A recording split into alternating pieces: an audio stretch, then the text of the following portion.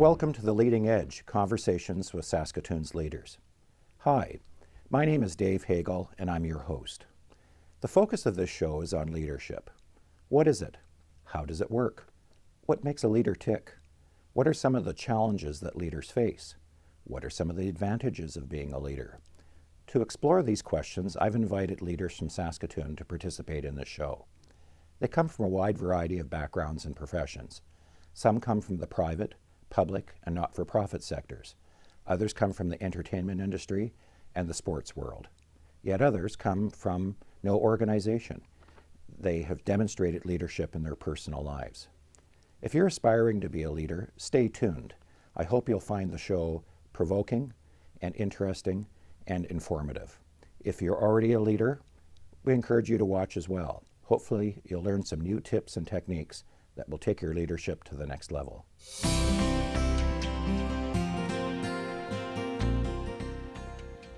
My guest has been a member of the faculty of the College of Law at the University of Saskatchewan since 1979.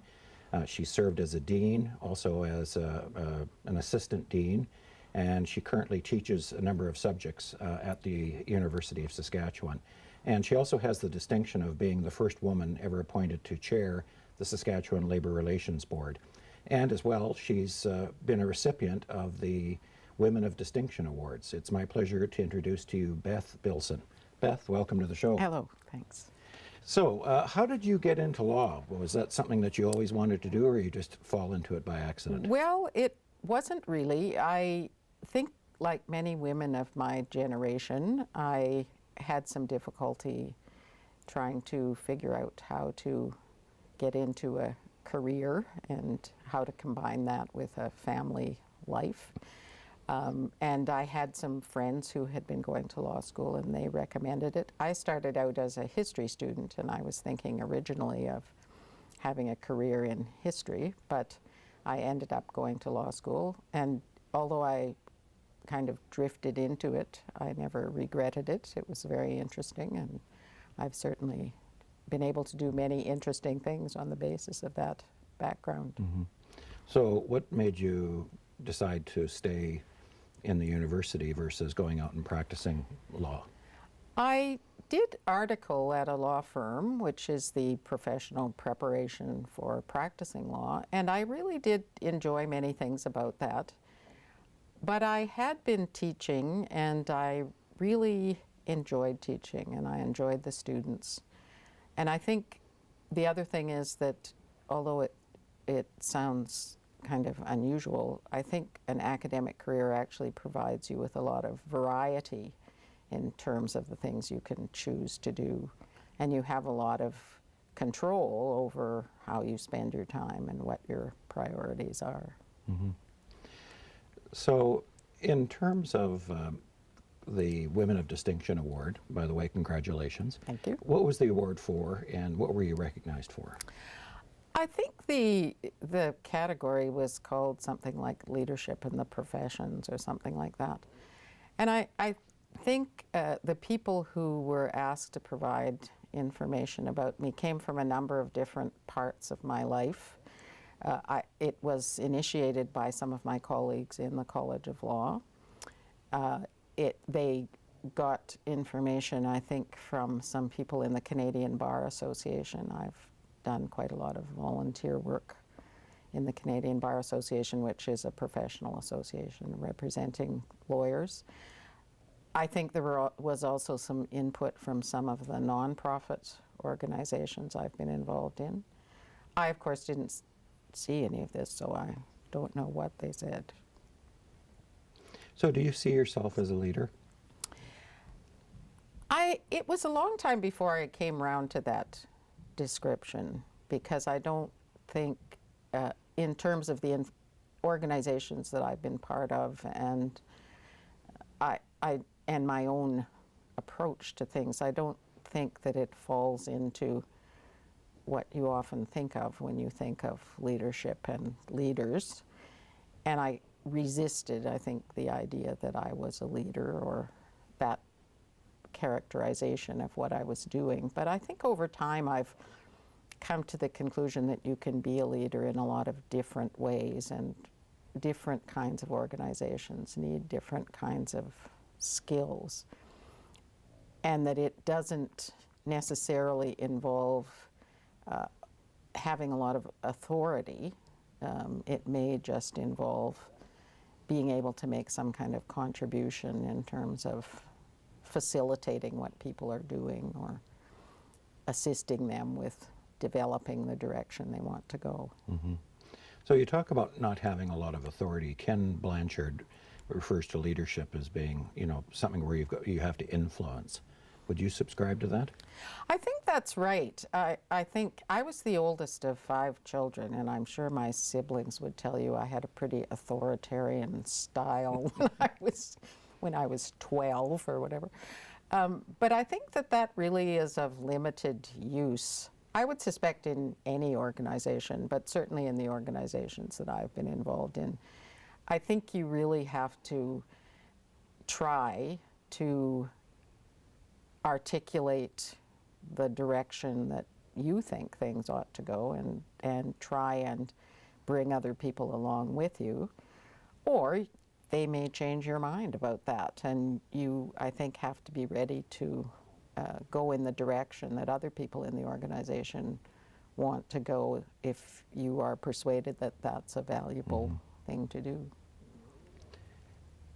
So do you see yourself as a leader with your students at the university?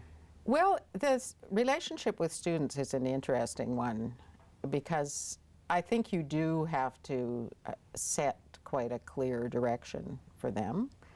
I think that the reason you're there is that there is something of an imbalance in terms of what you know and what they know. But I think more and more the kind of leadership that you exercise in the classroom is quite similar to what I've described. That is, that there is no point really in trying to tell students what you think they have to know or what you think they have to do. You do have to set expectations for them, and you have to make that clear, I think. But I think what you're really trying to do is get them to see how they can develop and how they can learn more and how they can bring their own skills and personalities to really putting together what they're learning and moving forward in their early stages of being professionals, which is what our students are. So in that setting then, it sounds like leadership is a lot about growth and growing people. Yes, it is, and I think the other thing about being a leader is that you always have to realize that you're going to have to grow too, and that, I mean, in the case of students, I think you learn a lot from them because they do have questions that make you look at things in a new way, and some of the assumptions that you've made about the material you're looking at or the theories you're studying may strike you in a different way than you thought of before. So what are some of the challenges that you have experienced as a leader? I think any leader would say that one of the biggest challenges is the communication challenge and the possibility of misunderstanding and of not being able to engage in a constructive exchange because there are barriers to the communication either between you and other people in the organization, or between people in the organization on whom you depend for various things. And I think that that whole effort to make yourself understood and to make sure you're understanding what other people are saying or what they're trying to express, I think is one of the big issues. Yeah, sometimes you think you're really clear in your mind about what you said and how you communicated it, but Yes. then somebody comes up afterwards and you realize that you weren't that clear. That's right. And I think in an organization like the university, where you have a lot of people who operate pretty autonomously, I think it's even more difficult because you have to kind of attract their attention somehow. And you have to really think carefully about how you communicate things and the methods you use to communicate things, and how you ensure that all of the people who need to hear the message are having an opportunity to do so. Mm-hmm. What are the things that you like about leadership? Well, I've always liked working with people and trying to solve problems. I wouldn't say that everything I've ever engaged in has been a total success on that front, but I think it's always a challenge for me to try and line up the things that people know and the things they want to do and the things that they bring to the equation with a set of objectives and to try and make progress. I guess I'm happy with proceeding one foot at a time. That is, I think I'm